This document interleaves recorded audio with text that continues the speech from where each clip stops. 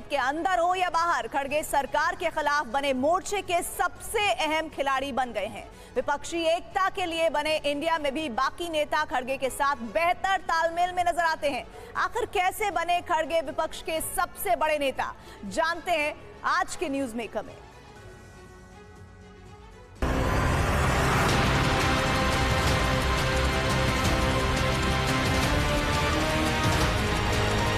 मैं बोल रहा हूं, मेरा बाइक अचानक बंद करना ये मेरा प्रिविलेज है, मेरा अपमान हुआ है।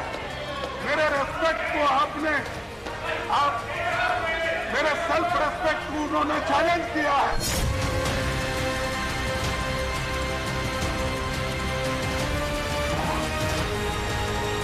अरे जो हक तुम्हारे को है कहने का, मुझे भी वही है।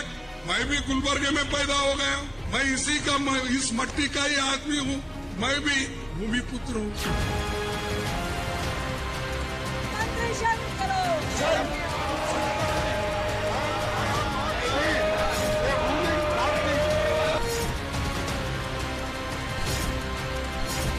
जय बजरंगबली, तोड़ दो भ्रष्टाचार की नली। आज हम शेड्यूल कास्ट को हिंदू समझते ना? नहीं समझते ना? समझते हैं तो उसको मंदिर में क्यों अलाउ नहीं है?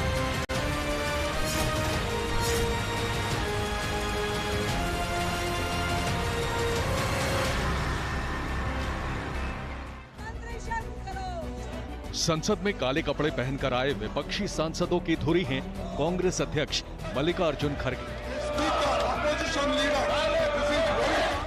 हफ्ते भर खड़गे के आक्रामक तेवरों से सदन गूंजता रहा, चाहे लोकसभा के अंदर हो या संसद का आंगन। खड़गे ने विपक्ष की आवाज न सिर्फ बुलंद की बल्कि उसे नई धार भी दी। मणिपुर का मुद्दा उठाना हो या विपक्ष की आवाज बनना, हंगामा करना हो या वॉकआउट करना,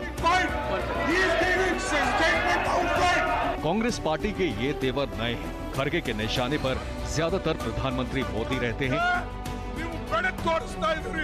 विपक्ष की बैठक हो या संसद में सरकार पर हमला, खड़गे इस वक्त विपक्ष के सबसे बड़े नेता हैं। यही वजह है कि खड़गे के निशाने पर मोदी सरकार होती है और सरकार के निशाने पर खड़गे। लेकिन फिर भी बीजेपी जितना धारदार हमला गांधी परिवार पर करती है उतना खड़गे पर नहीं कर पाती। प्रधानमंत्री मोदी भी संसद में मल्लिकार्जुन खड़गे को डिसेंट यानी सभ्य कहकर संबोधित करते हैं। खड़गे जी एक डिसेंट व्यक्ति है, लेकिन पता नहीं क्या मजबूरी है, इस मुसीबत में फंसे हैं कि एक डिसेंट व्यक्ति हर बार डिसेंट।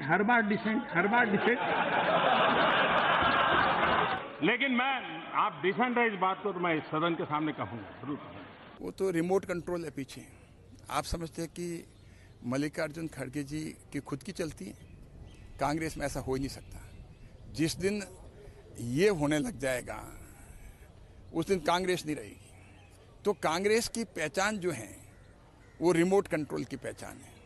मनमोहन सिंह भी थे, वो एक एक्सीडेंटल प्राइम मिनिस्टर थे। तो कहने का मतलब है कि आज पूरा कांग्रेस जो है, कांग्रेस खुद मानती है, कांग्रेस के नेता मानते हैं कि कांग्रेस को रिमोट कंट्रोल के द्वारा चलाया जा रहा है और सोनिया गांधी जी चला रही है।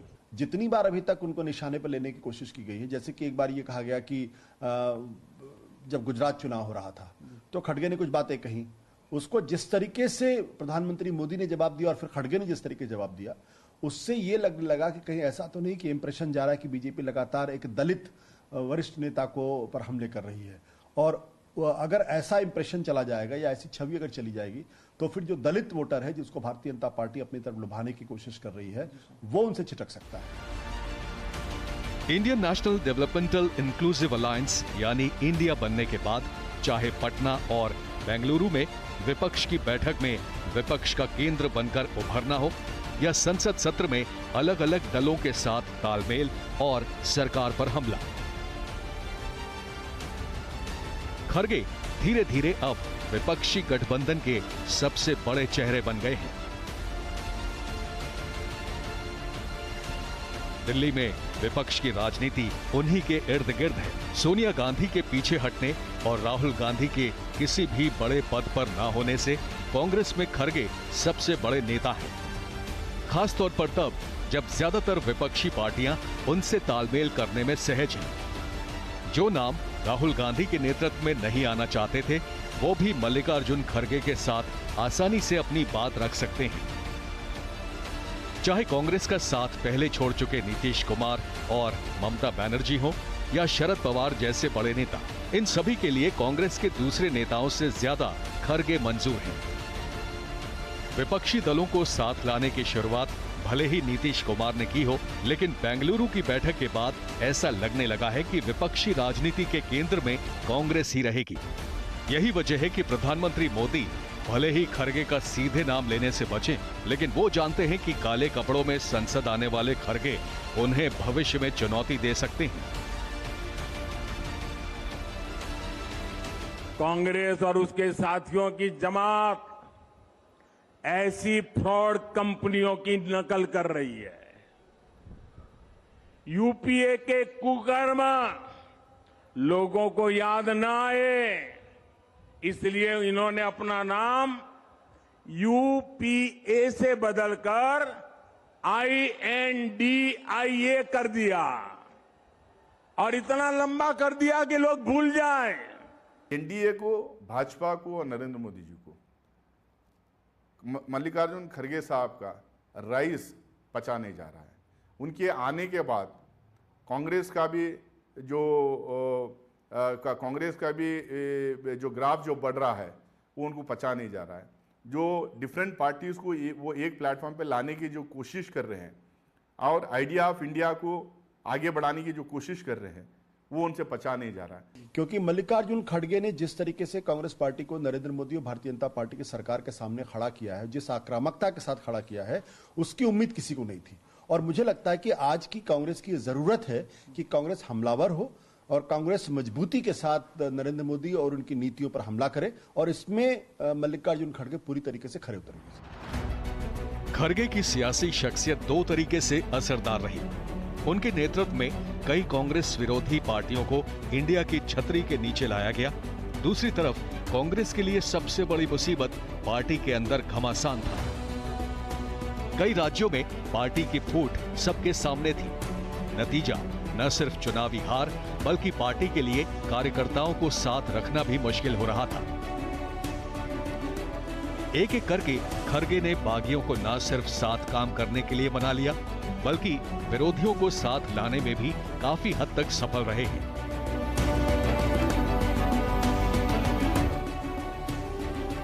चाहे किस्मत कहें या मेहनत, खरगे के कांग्रेस अध्यक्ष बनने के बाद पार्टी की मुश्किलें कम होती नजर आई हैं।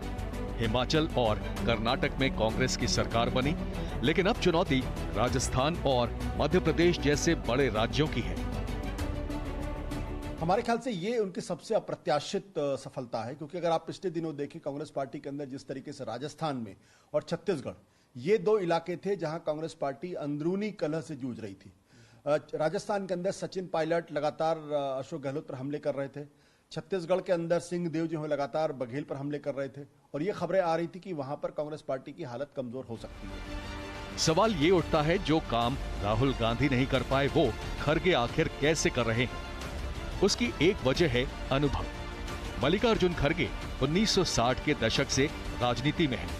उन्होंने छात्र राजनीति से शुरुआत की थी।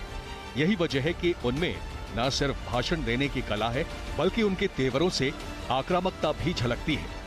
बीजेपी की सफलता की एक वजह यही आक्रामकता है। खरगे उसी अंदाज में जवाब देते हैं।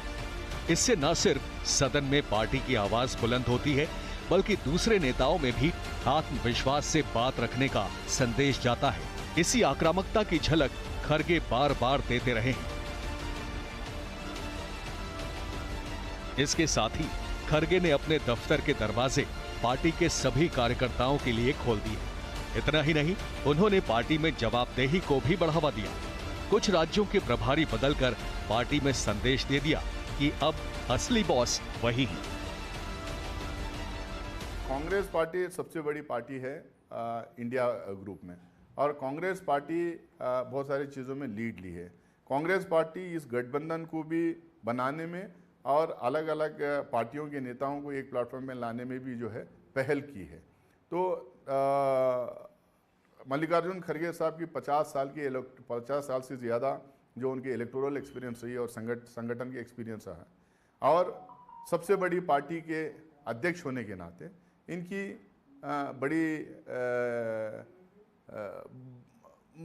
बड़ी महत्वपूर्ण भूमिका इनकी रहेगी। ये अब तक जो लोगों को जोड़ने का काम किए हैं, ये काम आगे भी करते रहेंगे। ये तस्वीरें देखिए, कांग्रेस पार्टी का एक पेचीदा सवाल। इसी सवाल पर एक वक्त गहलोत सरकार संकट में आ गई थी। इस तरह का कैंडिडेट सामने आपके है। लेकिन 4 घंटों की एक मुलाकात के बाद ऐलान हो गया कि ये दोनों नेताओं में युद्ध विराम हो गया है। इतना ही नहीं, कई दूसरे राज्यों के विरोधी खेमों को भी सामने बैठाकर विवाद को शांत किया गया। छत्तीसगढ़ में असंतुष्ट नेता टीएस सिंहदेव को उप मुख्यमंत्री की कुर्सी देना भी इसी सिलसिले का हिस्सा था। असल में ऐसा इसलिए ताकि कार्यकर्ताओं के बीच कोई भ्रम न रहे कि वो नेता के साथ हैं या पार्टी के। इसके लिए जरूरी था कार्यकर्ताओं और नेताओं की बात सुनना। सबकी बात सुनने से न सिर्फ उन्हें जमीनी फीडबैक मिला, बल्कि समस्या की असली जड़ का भी पता लग गया। फिर एक एक करके कई राज्यों के प्रभारी बदले गए ताकि गुटबाजी को खत्म किया जा सके।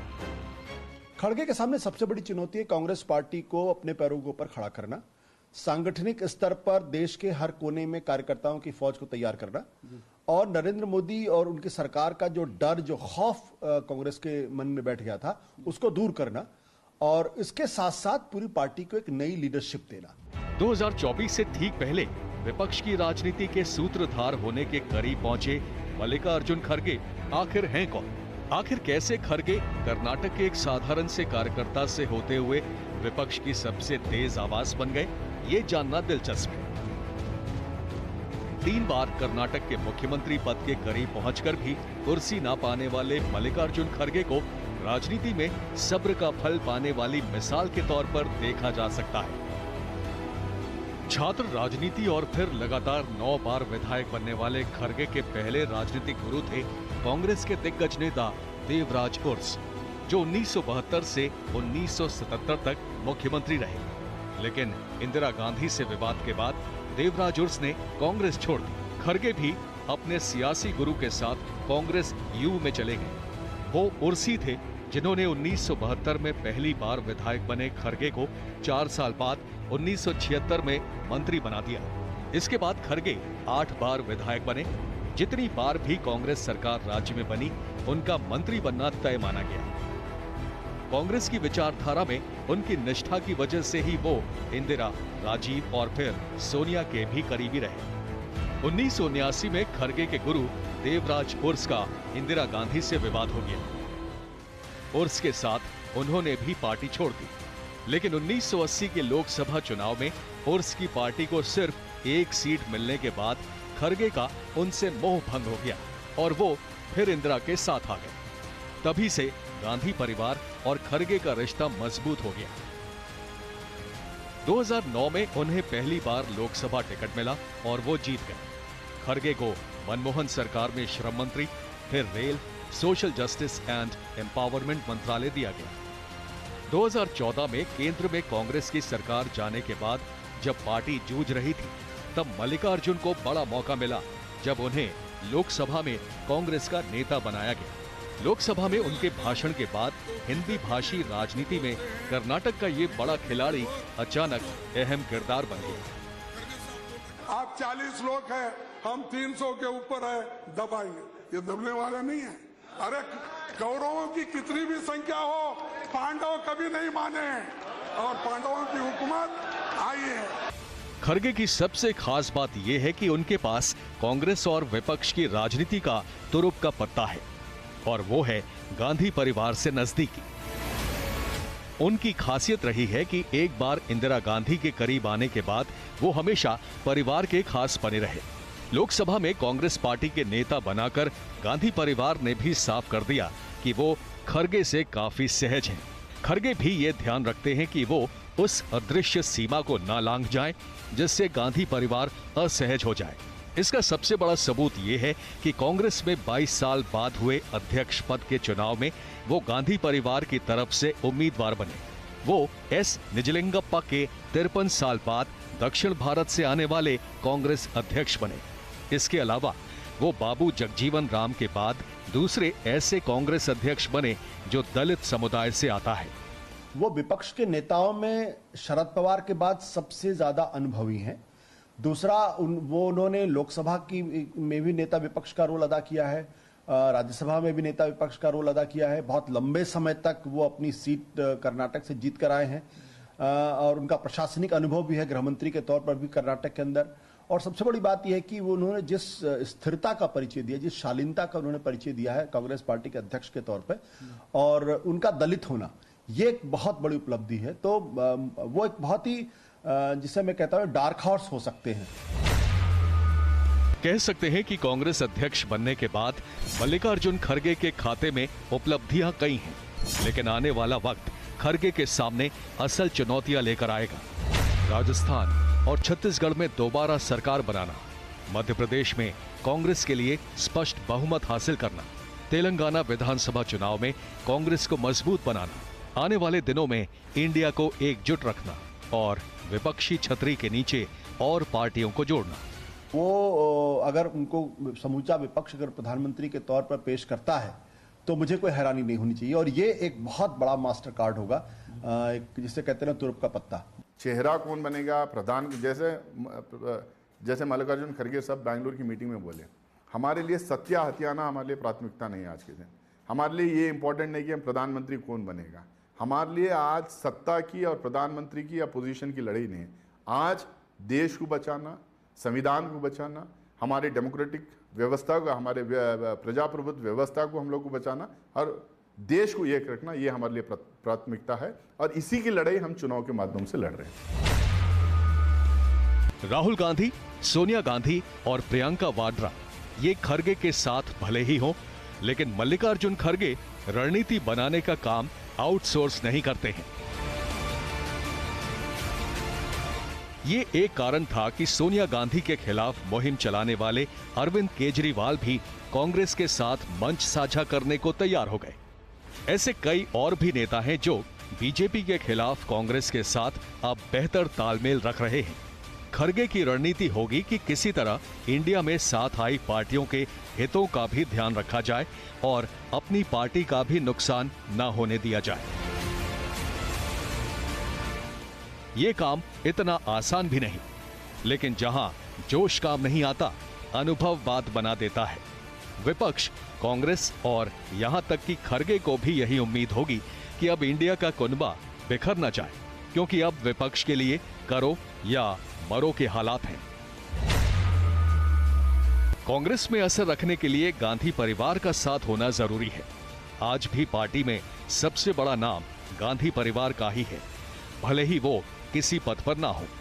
खरगे ये बात समझते हैं, इसीलिए हर मंच पर राहुल, सोनिया और प्रियंका को पूरी जगह देते हैं और हमेशा ये ध्यान रखते हैं कि इस तरह का संदेश ना जाए कि गांधी परिवार और कांग्रेस अध्यक्ष में किसी तरह की दूरी है।